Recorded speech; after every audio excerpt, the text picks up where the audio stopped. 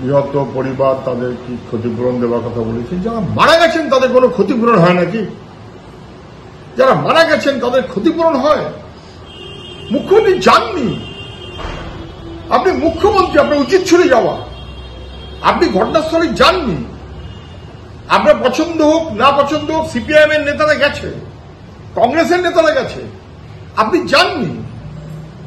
এবার আপনি বলছেন ক্ষতিপূরণ করে দেন। ক্ষতিপূরণ হয় না। এটাতে ক্ষতিপূরণ দেবার মতন দৃষ্টিভঙ্গিতে যারা চলেন তাদেরকে নেগেট করেছে ওখানকার মানুষ, দাস পরিবার। ওরা ওখানকার বরাবর পরিচিত বামপন্থী মানুষ। দাঙ্গার বিরুদ্ধে যারা মনোভাব নেন, আক্রমণের বিরুদ্ধে যারা মানুষকে সংগঠিত করেন, তারা খুন হয়েছে। আপনি মনে করছেন তাদের টাকা দিয়ে কিনে নেবেন? সব মানুষকে কিনে নেওয়া যায়? এত সহজ জিনিস? মানবতাকে ধ্বংস করছেন, মানুষের সম্প্রীতিকে ধ্বংস করছেন, বিপজ্জনক জায়গায় পশ্চিমবাংলাটাকে নিয়ে যাচ্ছেন। এতে পলিটিক্যালি ভোটের দিক থেকে আপনার লাভ হতে পারে, কিন্তু বাংলা সর্বনাশ হয়ে যাচ্ছে, বাংলাকে ধ্বংস করা হচ্ছে।